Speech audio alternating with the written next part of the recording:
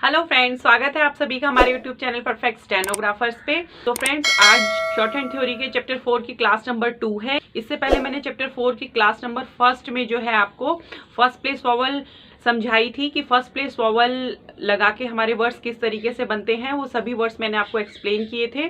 I hope friends आपको वो समझ में आ गए होंगे और आपने खुद से भी वो प्रैक्टिस कर ली होगी। अगर आपने उन वर्ड्स की प्रैक्टिस नहीं करी है तो पहले आप उनकी प्रैक्टिस कर लीजिए, उसके बाद जो आज मैं क्लास में समझाने वाली हूँ उसकी प्रैक्टिस कीजिएगा। फ्रेंड्स, आज का जो टॉपिक रहने वाला है वो है शॉर्ट फॉर्म। शॉर्ट फॉर्म्स जो है, जैसा कि मैंने आपको स्टार्टिंग में ही बता दिया था कि जो भी हम चैप्टर में से सीखते हैं उसी से ही रिलेटेड हमारी शॉर्ट फॉर्म्स हर चैप्टर में आती है। तो चैप्टर 4 के अंदर जो है हमने सीखा है first place vowel. First place vowel का मतलब है कि हम अपने स्ट्रोक को अबव द लाइन लिखते हैं, हमारा स्ट्रोक जो है लाइन को टच नहीं करता।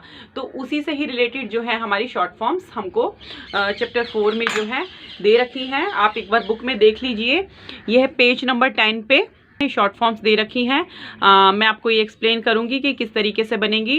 जैसे कि आपको पता है कि चैप्टर 4 के अंदर हमने जो है फर्स्ट प्लेस वॉवल सीखा है, तो फर्स्ट प्लेस वॉवल से ही रिलेटेड जो है हमारी ये शॉर्ट फॉर्म्स हैं। जैसे कि आपको शॉर्ट फॉर्म के बारे में पता ही है कि शॉर्ट फॉर्म जो है हमारी स्पीड को इंक्रीज करने में बहुत ज़्यादा यूजफुल होता है, क्योंकि विदाउट एनी वॉवल बनते हैं। इसके अंदर किसी भी वॉवल का यूज नहीं होता है। जैसे हमारे को कॉन्सोनेंट के लिए एक सिंगल आउटलाइन गिवन होती है, सेम उसी तरीके से शॉर्ट फॉर्म्स में भी जो है हमको पूरे वर्ड के लिए एक आउटलाइन हमको दी गई होती है। हमको उसकी एज इट इज प्रैक्टिस करनी होती है जैसे कि वो हमको गिवन होती है। देखिए, सबसे पहली शॉर्ट फॉर्म जो है हमको दे रखी है इसमें फॉर। जो ये फॉर वर्ड जो हमको गिवन है, ये हम किस तरीके से लिखेंगे short as a short form.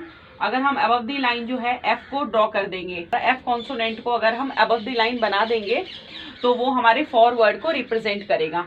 Next है इसके अंदर ए या एन, इन दोनों ही वर्ड के लिए जो है हम अबव द लाइन एक डॉट पुट कर देंगे। ये वाला जो डॉट है, अगर ये अबव द लाइन होगा तो ए या एन को रिप्रेजेंट करेगा। और जैसे कि चैप्टर 1 में आपने सीखा था कि अगर हम ऑन द लाइन अगर डॉट को ड्रॉ कर देते हैं तो वो जो है दी वर्ड को रिप्रेजेंट करता है।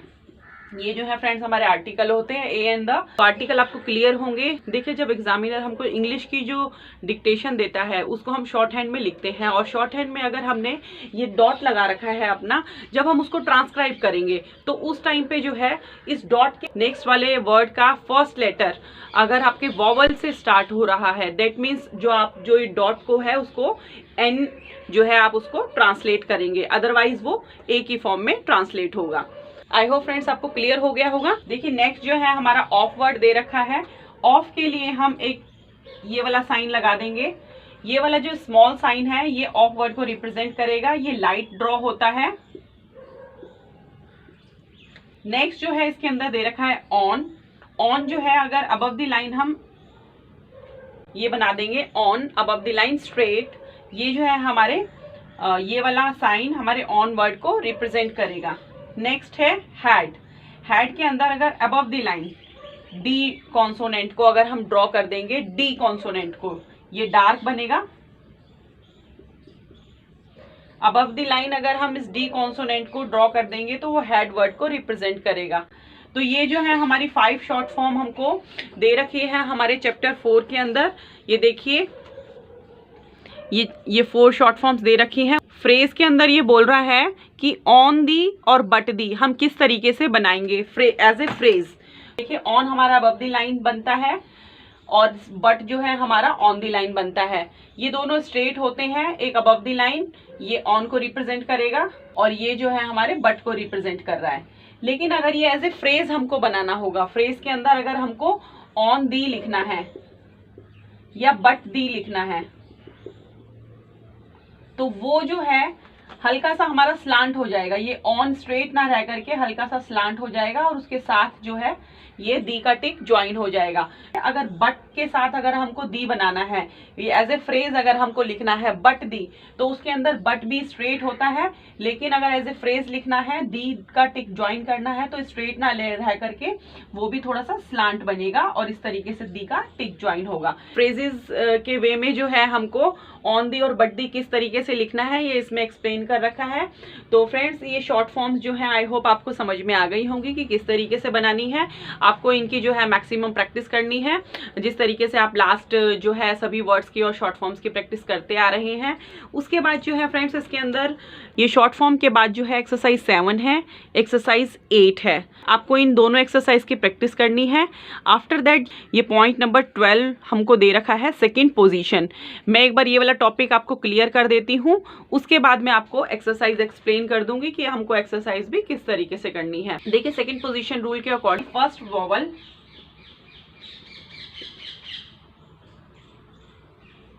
अगर सेकंड प्लेस की होती है, जैसे ए या ओ, इसी का ही लाइट और डार्क दोनों आ जाएंगे, तो इसके बाद जो भी हमारा डाउनवर्ड या अपवर्ड कॉन्सोनेंट आएगा वो लाइन पे बनेगा। डाउनवर्ड या अपवर्ड जो भी स्ट्रोक आएगा वो रेस्ट ऑन दी लाइन बनेगा। तो इस सेकंड पोजीशन के रूल के अकॉर्डिंग कि हमारा अगर किसी भी वर्ड में फर्स्ट वॉवल अगर सेकंड प्लेस की वॉवल होगी, जैसे ए या ओ, और इन वॉवल के जस्ट बाद अगर कोई हमारा डाउनवर्ड या अपवर्ड स्ट्रोक आता है तो रेस्ट ऑन दी लाइन बनेगा, लाइन पे बनेगा। अब देखिए एग्जांपल के थ्रू हम समझते हैं कि ये क्या हमको क्लियर करना चाह रहा है। जैसे ये देखिए ये एग्जांपल इसमें दे रखा है हमको गेट। अब गेट के अंदर जो है ये पहली वॉवल इसके अंदर जो आई है वो लाइट ए वॉवल हमको दे रखी है गेट।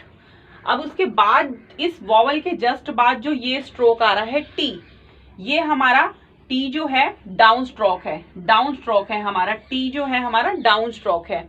तो ये जो है टी हमारा रेस्ट ऑन दी लाइन बनेगा, और अगर ये रेस्ट ऑन दी लाइन बनेगा तो जी जो हमारा कॉन्सोनेंट है वो अबव दी लाइन बनेगा इस सेकंड पोजीशन रूल के अकॉर्डिंग। देखिए तो हम क्या करेंगे, जी अबव दी लाइन बनाएंगे और टी जो है उसी की कंटिन्यूएशन में हमने ज्वाइन कर दिया, और ए जो है जैसे कि आपको पता है सेकंड प्लेस की वॉवल है तो सेकंड प्लेस पे वॉवल पुट कर दी। तो इस रूल के अकॉर्डिंग कह रहा है कि अगर हमारी किसी भी वर्ड के अंदर पहली वॉवल अगर हमारी सेकंड प्लेस की होती है और उसके जस्ट बाद अगर हमारा स्ट्रेट डाउन स्ट्रोक आता है या अप स्ट्रोक आता है तो वो रेस्ट ऑन दी लाइन बनता है। तो इस रूल के अकॉर्डिंग जो है हमारा से पहले वाला जो भी स्ट्रोक होगा वो अबव दी लाइन चला जाएगा। देखिए ये जो है सेकंड पोजीशन का रूल है, इसलिए मैंने आपको ये क्लियर किया है। उसके बाद और एग्जांपल देख लेते हैं। एनफ, एनफ के अंदर ये जो है वॉवल है हमारी, एन कॉन्सोनेंट है, ओ की भी हमारी वॉवल है लाइट ओ, फिर उसके बाद एनफ, ये जो है फ की साउंड दे रहा है, जी एच है लेकिन साउंड फ की दे रहा है एनफ। तो इसको हम किस तरीके से बनाएंगे, एफ जो है हमारा डाउन स्ट्रोक ही जा रहा है एफ, तो इसीलिए हम जो है एफ और रेस्ट ऑन दी लाइन बनेगा, तो एन बी जो है हमारा अबव दी लाइन गया और एफ जो है इसी के कंटिन्यूएशन में हमने ज्वाइन कर दिया। तो ये लाइट ए की वॉवल जो कि बिफोर में आ रही है, एन के बिफोर में, और एन के बाद लाइट ओ की वॉवल, तो ये बन गया हमारा एनफ। नेक्स्ट है इसके अंदर मंडे। मंडे के अंदर भी जो है ओ वॉवल हमारी पहली वॉवल है हमारे वर्ड के अंदर, और उसके बाद जो है एन स्ट्रोक है, और उसके बाद ये जो डी स्ट्रोक है वो हमारा डाउन स्ट्रोक है, इसीलिए वो रेस्ट ऑन दी लाइन बनेगा। बुक के अंदर इसको कैसे बना रखा है, एम उसी के साथ एन ज्वाइन किया और डे, एम के बाद ओ की वॉवल, उसके बाद डी के बाद ए की वॉवल, मंडे। नेक्स्ट है मंथ, सेम इसी तरीके से एम एन और इथ, ये जो है हमारा वर्ड बन गया मंथ। देखिए ये जो है सेकंड पोजीशन के रूल के अकॉर्डिंग ये एक्सप्लेन किया हुआ है, लेकिन अगर आप इनको नॉर्मल वे में जो कि आपने सीखा है कि सेकंड प्लेस की वॉवल जब हमारी लगती है तो ऑन दी लाइन हमारा स्ट्रोक बनता है, तो वो भी हमारा गलत नहीं होगा।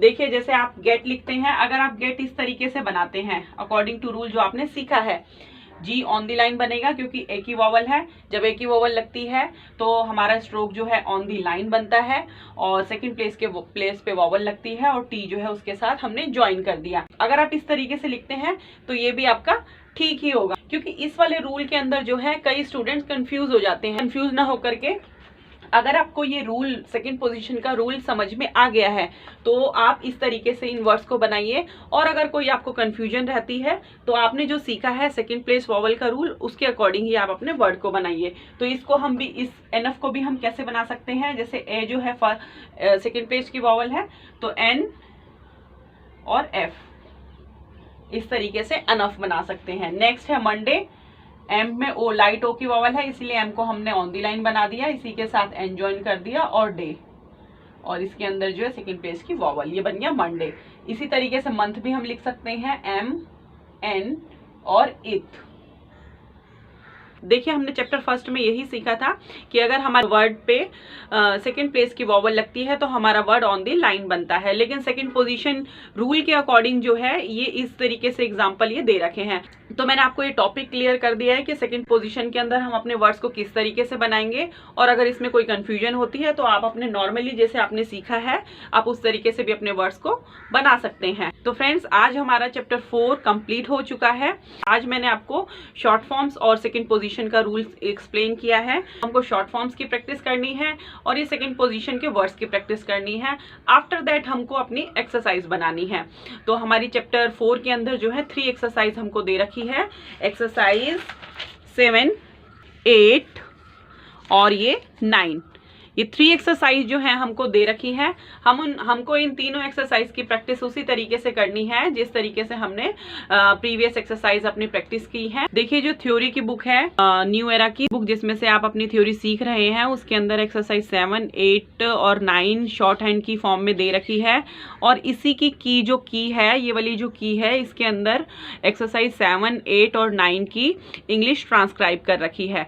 तो आपको दोनों बुक ओपन करनी है, इसमें से इंग्लिश आपको देखनी है और इस इंग्लिश को देख करके आपको अपनी शॉर्ट हैंड लिखनी है। देख के फर्स्ट टाइम आपको सीन करनी है, सेकेंड टाइम आपको अनसीन करनी है। अपनी ये वाली बुक आपको क्लोज कर देनी है और ओनली ये जो की के अंदर जो एक्सरसाइज 7, 8, 9 जो आपको दे रखी है आप इसको देखिए। चाहे तो आप स्लो स्पीड में जो है एक्सरसाइज 7, 8 और 9 जो ये गिवन है हमको, आप उसको रिकॉर्ड कर सकते हैं स्लो स्पीड में, और उसको सेकेंड टाइम जब अनसीन करेंगे तो आप डिक्टेशन वो जो स्लो स्पीड में आपने रिकॉर्ड करी है उसको सुन के शॉर्ट हैंड में बना सकते हैं।